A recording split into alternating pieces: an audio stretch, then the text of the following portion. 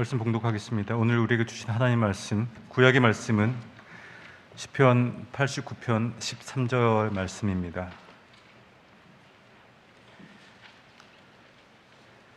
하나님 말씀 받들어 읽겠습니다. 주님의 팔에 능력이 있으며 주님의 손에는 힘이 있으며 주님의 오른손은 높이 들렸습니다.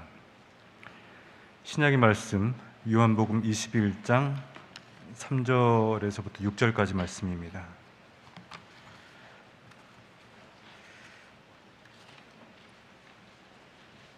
말씀 받들어 읽겠습니다. 시몬 베드로가 그들에게 말하기를 나는 고기를 잡으러 가겠소 하니 그들이 우리도 함께 가겠소 하고 말하였다. 그들은 나가서 배를 탔다.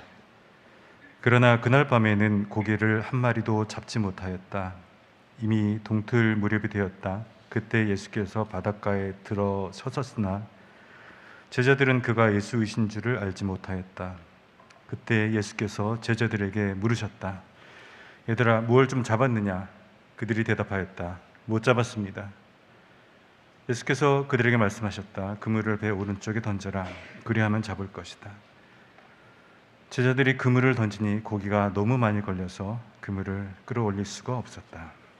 아멘. 엘글로리아 찬양대에 찬양했겠습니다. 오늘 설교 제목은요, 우리에게 아름다운 글로 유명한 영문학자 고 장영애 교수님이 쓴 에세이 제목에서 제가 인용했습니다. 살아온 기적, 살아갈 기적이라는 제목입니다. 장 교수님 서강대 영문학과 교수로 재직 중이던 2004년 당시 50대 초반 나이에 촉섬 진단을 받게 됩니다. 청천벽력과도 같은 소식을 듣게 되었던 거죠. 그래서 이후 3년에 걸쳐서 도합 24번의 항암 치료를 받았는데 너무나도 힘든 시기를 겪게 됩니다. 그때 마음속으로 계속해서 되뇌었던 시가 하나 있는데 시인 김종삼의 어부라는 시입니다. 제가 그 시의 일부분 제가 잠깐 읽어보겠습니다. 바닷가에 메어둔 작은 고깃배 날마다 출렁거린다. 풍랑에 뒤집힐 때도 있다. 화사한 날을 기다리고 있다. 살아온 기적이 살아갈 기적이 된다고 사노라면 많은 기쁨이 있다고 이렇게 시가 진행됩니다. 특별히 이 시에서 살아온 기적이 살아갈 기적이 된다 이 구절에 아마 큰 감동을 받았던 것 같습니다. 생각해보면 장 교수님 그분 자신이 살아온 것 자체가 모두 기적이었다고 그분 늘 고백합니다. 태어나자마자 어린 시절에 소아마비를 앓게 되고요. 그래서 평생 목발을 짚고 장애를 안고 살았습니다. 힘들게 학창 시절을 잘 견뎌내고 1970년대 대학을 가고 싶었는데 신체 핸디캡 때문에 모든 대학에서 거절을 당했다고 합니다. 유일하게 장애에 대해서 편견이 없었던 학교가 당시 그 외국인 선교사들이 입학 담당을 하던 서강대학교였다고 합니다. 그래서 그 학교 영문과에 참 기적적으로 입학을 했다라고 얘기를 합니다. 졸업 후 대학원 진학을 하고 싶었는데 다시 한번 또 장벽에 부딪힙니다. 당시만 해도 장애를 가진 여학생이 갈 수 있는 대학원이 한국에 없었다고 합니다. 그때 또 한 번 기적을 경험했는데 미국 뉴욕 주립대 유학의 길을 이어서 그곳에 박사를 취득하러 가게 됩니다. 물론 그 학위 취득의 과정도 계속해서 기적의 연속이었다고 이렇게 수려합니다. 그리고 돌아와서 또 한 번의 기적을 경험하는데 장애 편견을 이겨내고 모교에서 대학 교수로 봉직하게 됩니다. 그래서 돌아보니 자신이 지나온 삶의 모든 순간이 다 기적의 연속이었다 이렇게 얘기를 합니다. 그러했기에 항암 치료를 시작하면서 병마와의 사투가 시작된 시점에서 그분 이렇게 얘기를 할 수 있었던 것이겠죠. 내가 살아온 시간들 자체가 다 기적이었기 때문에 그래서 그 힘든 시간을 견뎌온 내공의 힘으로 비록 지금 받고 있는 이 항암 치료가 너무 힘들고 고되지만 내가 다른 사람들에게 새로운 희망을 주기 위해서 더욱 아름다운 기적을 만들어 가겠다 이렇게 얘기를 합니다. 그러니까 참 귀하죠. 또 하나의 새로운 기적을 만들어 가겠다라는 의지가 보입니다. 그래서 살아온 기적, 살아갈 기적이라는 글귀를 마음에 새기고 용기를 내면서 수필을 한 줄 한 줄 써나갑니다. 안타깝게도 2009년 5월에 병마와 싸우다가 교수님 세상을 떠났지만 그분의 이야기는 여전히 우리에게 남아서 지금까지도 많은 울림을 주고 있습니다. 그분은 우리에게 이렇게 권면합니다. 만약 지금 우리가 사는 현실이 너무 힘들다면 우리가 과거 살아온 기적을 한번 되돌아보라. 그 기적이 있었기에 우리는 미래에 대한 새로운 희망을 가질 수 있는 것이고 앞으로 또 다른 새로운 기적을 만들어갈 수 있는 용기를 얻게 될 것이다 라고 이렇게 권면을 합니다. 살아온 기적, 살아갈 기적, 어쩌면 우리 신앙인들의 이야기이기도 합니다. 우리도 마찬가지로 과거 하나님 베푸신 기적을 통해서 우리는 새로운 미래에 대한 희망을 가지게 됩니다. 우리는 살면서 수많은 위기를 경험하곤 합니다. 우리는 어려운 순간 만나면요, 보통 눈앞에 있는 장애물만 보려는 경향이 있습니다. 그래서 이것을 어떻게 극복해야 되나 고민합니다. 그런데 그 눈앞에 있는 장애물만 보지 말고 지난 세월을 한번 돌아보라는 것입니다. 우리가 지난 세월 얼마나 많은 기적과 하나님의 은혜를 경험했었습니까? 그 순간들을 한번 떠올려 보라는 것이죠. 성경에 보면 이스라엘 민족이 출애굽 이후에 광야 40년의 시간을 지냅니다. 그리고 그 광야 기간을 다 보내고 나서 가나안 땅에 들어가게 되는데 그 직전에 모세가 백성들을 모아놓고 마지막으로 설교한 것이 신명기입니다. 그런데 그 신명기의 주된 내용이 그들이 광야에서 경험했던 과거의 기적 이야기입니다. 왜 미래를 앞둔 사람들에게 과거의 기적 이야기를 했겠습니까? 그 이유는 과거의 은혜를 기억하고 그 은혜를 바탕으로 이제 가나안 땅에서 펼쳐질 미래에 대한 새로운 희망, 새로운 기적을 기대하라는 바로 메시지였던 것입니다. 과거에 하나님께서 우리에게 베푸신 은혜와 기억을 되새기는 것이 오늘 우리로 하여금 현실을 극복하게 하고 또 새로운 희망과 용기를 얻게 하는 원천이 될 것입니다. 살아온 기적을 다시금 반추하는 것은 미래의 새로운 기적을 향해 나아가는 출발점이 되기 때문에 그렇습니다. 바로 그런 맥락에서 오늘 우리가 함께 읽었던 요한복음 말씀을 한번 봤으면 좋겠습니다. 오늘 신약 본문에 보면 부활하신 예수님께서 제자들 찾아가십니다. 당시 제자들 아주 깊은 절망에 빠져 있었습니다. 예수님을 3년간 따라다녔는데 제자들의 마무리가 너무 좋지 않았습니다. 예수님 사역 후반부에 제자들은 예수님께 큰 실망을 하게 됩니다. 예수님과 제자들 사이에 균열이 생기게 되고 특별히 결정적으로 십자가 앞에서 제자들이 배신을 하게 됩니다. 3년간의 예수님과의 동행의 마무리가 너무 좋지 않았습니다. 결국 제자들은 배신자가 되고 패배자가 되어서 모든 것을 포기하고 제자의 삶을 단념하게 됩니다. 특별히 베드로는 더욱 심했습니다.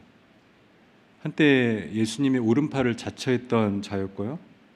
그 유명한 주는 그리스도시요 살아계신 하나님의 아들입니다. 이런 고백을 했던 자도 베드로였고 그 덕분에 천국의 열쇠까지도 선물로 받았던 귀한 제자였습니다. 그런데 그 역시 끝이 너무 좋지 않았습니다. 대제사장들에서 예수님을 3번이나 부인했었고 그래서 큰 눈물을 흘리면서 후회했던 자이기도 합니다. 결국 지난 3년간의 모든 기억들을 뒤로하고 오늘 본문 3절에 나오는 것처럼 베드로 이렇게 얘기합니다. 나는 다시 물고기 잡으러 간다. 이 이야기 속에는요, 지난 3년간 예수님의 제자로서의 자신의 삶의 흔적을 다 지우고 싶었던 베드로의 의지가 나타납니다. 지난 3년간의 시간을 다 부정하고 싶었던 것이죠. 예수님 만나기 이전의 과거로 되돌아가고 싶었던 것입니다. 바로 그때 부활하신 예수님께서는 그런 제자들을 찾아가십니다. 오늘 읽었던 요한복음 21장 4절에 보면 예수님께서 제자들을 찾아갔는데 이때 제자들이 예수님을 알아보지 못합니다. 그런 제자들에게 예수님께서 놀라운 기적을 보여주시는데 바로 6절에 나오는 것처럼 물고기가 너무 많이 걸려서요, 그물을 끌어올릴 수 없을 정도의 기적을 보여주십니다. 아마도 순간 베드로는 직감했을 것 같아요. 지금 6절 이 상황에서 베드로 아직 예수님을 알아보지 못한 상태였지만 직감을 했을 것입니다. 과거 이미 자신이 경험했던 기적과 너무나도 유사했거든요. 누가복음 5장 5절에 보면 베드로가 예수님을 처음 만나서 기적을 경험하는 장면이 나옵니다. 당시 베드로가 밤새 물고기를 잡으려고 애썼는데 그때도 아무것도 잡지 못했었습니다. 그런데 예수님을 만나게 되죠. 예수님 말씀을 따라서 그래서 그물을 내렸는데 그물이 찢어질 정도의 기적을 3년 전에 이미 경험했었습니다. 그런데 지금 요한복음 21장 6절에서 그 기억이 되살아나는 것이죠. 그러니까 지금 상황과 너무 유사한 겁니다. 3년 전에 자신이 예수님을 처음 만났을 때 경험했던 감격과 흥분이 다시금 떠오릅니다. 이때 순간 베드로는 깨닫습니다. 내 눈앞에 있는 이분이 바로 예수님이시다. 3년 전에 나를 찾아오셔서 나를 제자 삼아 주신 예수님, 그리고 십자가에서 죽으셨던 예수께서 다시 살아나셔서 지금 나에게 찾아오셨다라고 깨닫는 것입니다. 그리고 어쩌면 그 순간 베드로 머릿속에는요, 그 갈릴리 호수에서 3년 전에 경험했던 그 첫 번째 기적 이후 지난 3년간의 모든 기적의 순간들이 아마 영화 파노라마처럼 스쳐 지나갔을 것입니다. 오병이어 기적, 병자 치유의 기적, 풍랑을 잔잔케 한 사건들, 변화산 기적들. 사실 그 모든 기적의 현장에 베드로는 늘 동행했었습니다. 행복의 순간, 감격의 순간, 놀라움의 순간들 늘 함께 했었습니다. 그 기적의 순간들이 아마도 영화의 한 장면처럼 스쳐 지나갔을 것입니다. 그렇다면 예수님께서 좌절감에 사로잡힌 제자들에게 이 기적을 보여주시는 이유는 무엇이었겠습니까? 지난 과거의 기억을 되새기라는 것이었겠죠. 그들은 3년간 예수님을 따르면서 그 수많은 기적에 동참했던 자들이었고 하나님의 구원 역사의 현장에 있었던 사람들임을 상기시키는 것입니다. 물론 그 제자들 지금 좌절하고 패배자처럼 웅크리고 있을지 몰라도 그들 모두는 기적의 목격자요 또 증인들입니다. 이제 예수님은 곧 하늘로 승천하실 것입니다. 그러므로 이제 새로운 기적의 주인공이 필요합니다. 이때 예수님께서 제자들에게 말씀하십니다. 너희들 그 과거의 그 기적들을 보았지 않느냐? 이제 너희가 그 기적의 주인공이 될 것이다. 이제 너희들을 통해서 새로운 기적들이 이루어질 것이다 말씀하시는 것입니다. 그런데 그렇게 그 제자들이 새로운 기적의 주인공이 되기 위해서는요, 그 모든 제자들이 한 가지 유념해야 될 점이 있습니다. 오늘 요한복음 21장 6절에서 우리가 읽었던 구절인데 그물을 오른편에 던지라라는 말씀입니다. 6절 말씀에 보면 예수님께서 그물을 오른편에 던지라 그리하면 잡을 것이다 이렇게 말씀하십니다.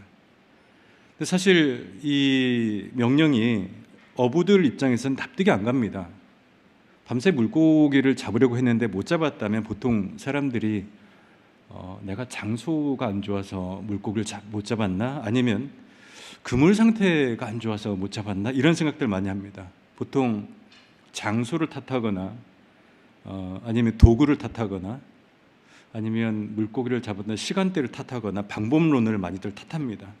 사실 그물을 오른편으로 던지는 게 큰 의미가 없을 수도 있습니다. 왜냐하면 배는 그대로 그 위치에 그대로 떠 있는데요, 배에서 그물을 오른편으로 내리나 왼편으로 내리나 그물 내려지는 위치는 거의 동일합니다.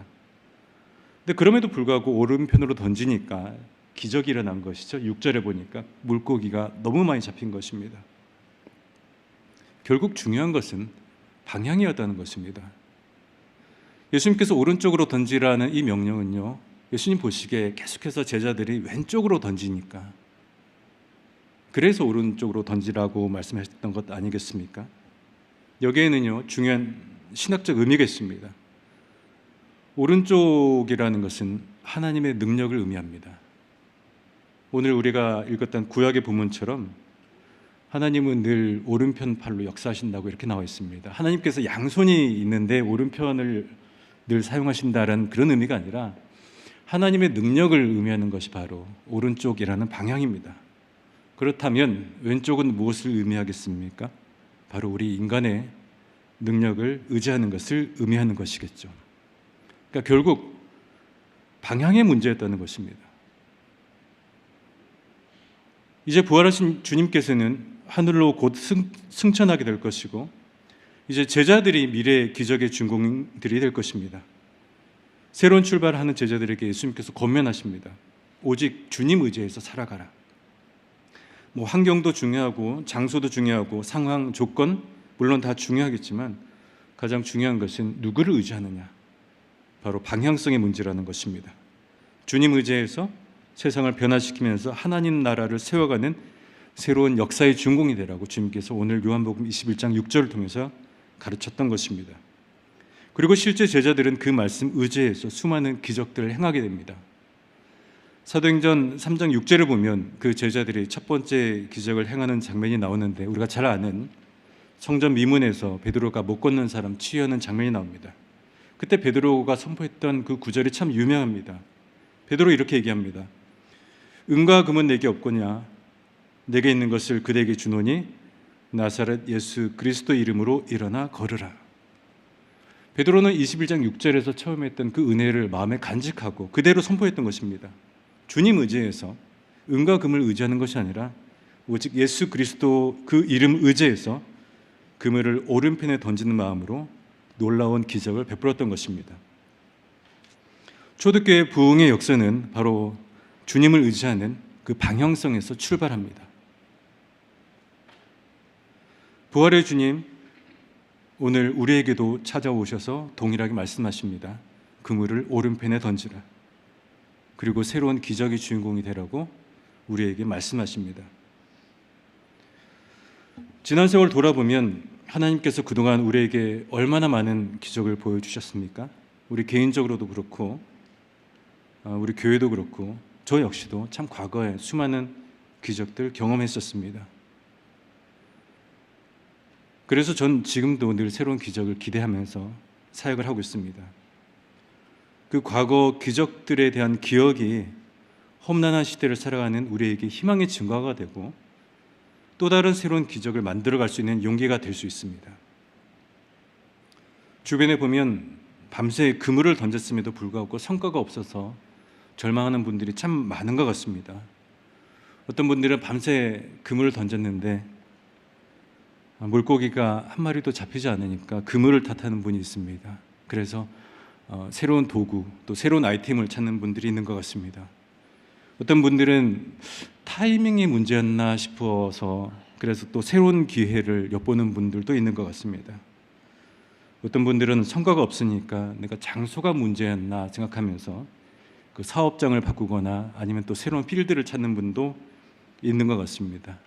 어떤 분은 성과가 없으니까 내가 사업할 때 이 파트너가 문제였나 생각하면서 또 새로운 사람을 찾는 분도 있는 것 같습니다. 만약에 그물을 탓하거나 타이밍을 탓하거나 아니면 장소 또는 파트너를 고민하는 분들이 있다면 저는 요한복음 21장 6절 말씀을 다시금 읽어보라고 권면하고 싶습니다. 오늘 설교 제목처럼 우리가 살아온 그 모든 기적이 살아갈 기적이 되기 위해서는 지금 우리의 방향을 다시 한번 점검하고 우리가 던지는 그 그물을 주님 의지에서 던지는 그 지혜가 필요할 것입니다. 2022년 이제 2달여 남았습니다. 말씀을 준비하면서 먼저 저 자신을 돌아보았습니다. 나는 올 한 해 사역을 하면서 과연 그물을 어디로 던졌었는가? 물론 저 역시 참으로 많은 순간 왼편으로 던졌던 것 같습니다. 늘 오른편으로 던져야 되는데 현실적인 여러 가지들 고려하면서 왼편으로 던졌던 것 참 많았던 것 같습니다. 반성하는 마음으로 저 역시 말씀을 묵상했습니다. 6절 말씀, 그물을 오른편에 던지면 잡을 것이다. 이 말씀이 저의 이야기가 되고 우리 모두의 삶의 이야기가 되고 우리 한남대학교의 공동체의 이야기가 되었으면 좋겠습니다. 그래서 12월 송구 영신 예배를 이 자리에서 드릴 때 올 한 해를 돌아보면서 하나님께서 내 그물에 이렇게 많은 열매를 주셨구나, 감사하면서 주님께 예배를 드릴 수 있는 그 은혜가 올 한 해 마지막 날 있게 되길 바랍니다. 오늘 말씀 기억하면서 살아온 기적을 통해서 미래에 살아갈 기적을 꿈꾸는 우리 한남대학교의 모든 성도님들 다 될 수 있기를 바랍니다. 같이 기도하겠습니다. 거룩하신 하나님 아버지, 주님의 말씀에 감사를 드립니다.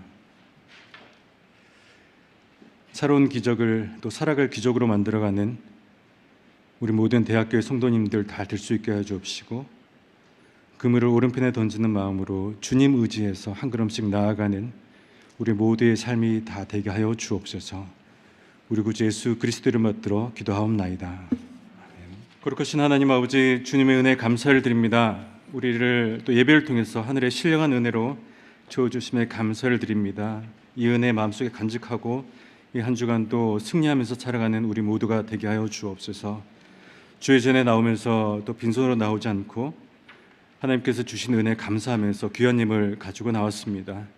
이 예물 기뻐 받아주시고 이 예물이 쓰여지는 곳에서 하나님의 나라가 확장되어지는 역사가 있게 하여 주옵소서.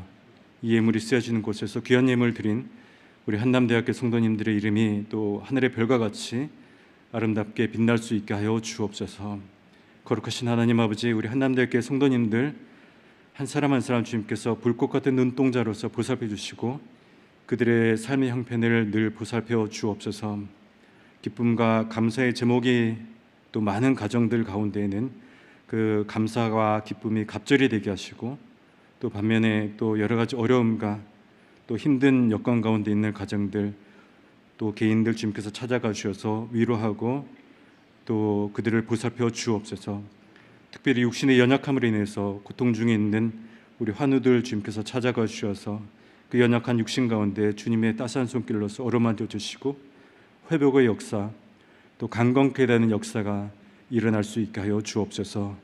마음의 연약함으로 또 마음의 상처와 질병으로 고통 중에 있는 자들이 있습니다. 하나님께서 찾아가 주셔서 위로하여 주시고 그들의 마음속의 눈물을 친히 닦아 주옵시고 하늘의 위로와 사랑으로서 충만케 하여 주옵소서. 하나님께서 이 땅 가운데 우리 한남대학교를 세우신 또 특별한 계획과 목적과 뜻이 있는 줄로 저희는 믿습니다. 하나님의 꿈과 비전을 온전히 이루어드리는 우리 한남대학교의 공동체가 될 수 있게 하여 주옵소서. 하나님, 이 땅 가운데 또 온누리 가운데 구원의 빛을 널리 선포하는 또 구원의 방주의 역할을 온전히 감당하는 우리 교회가 될 수 있게 하여 주옵시고, 그리스도의 편지가 되어서 아름다운 소식을 널리 전하고 그리스도의 향기가 되어서 하나님의 사랑을 널리 전파하는 축복의 통로와 같은 교회가 될 수 있게 하여 주옵소서. 하나님, 우리 교회 또 어린아이부터 어른에 이르기까지 모든 세대가 늘 한마음으로 합력하여서 선을 이루는 그런 아름다운 공동체가 되게 하여 주옵시고, 특별히 우리 교회학교 주님께서 계약하여 주셔서 다음 세대를 책임질 수 있는 귀한 미래의 주역들이 우리 한남대학교를 통해서 또 무럭무럭 잘 자라날 수 있도록 주께서 은총을 베풀어 주옵소서. 또 이번 달에 또 우리 교회가 여러 가지 행사들을 준비하고 있습니다. 준비하는 모든 손길들 주님께서 기억하여 주옵시고 하나님 아름다운 마음으로 또 선한 마음으로 잘 준비하여서 2022년도를 참으로 아름답게 잘 마무리하는 유종의 미를 거둘 수 있는 우리 교회가 될 수 있게 하여 주옵소서. 지금은 우리 구주 예수 그리스도의 은혜와 하나님 아버지 한없는 사랑하심과 성령님의 인도하심이 거룩한 주일 주님의 전에 나와서 귀한 말씀 붙잡고 이제 세상에 나아가서 이번 한 주간도 승리하는 삶을 살겠노라고 다짐하고 결단하는 우리 한남대학교의 모든 성도님들의 삶과 가정과 직장과 일터 가운데 지금으로부터 영원토록 충만하옵기를 간절히 축원하옵나이다.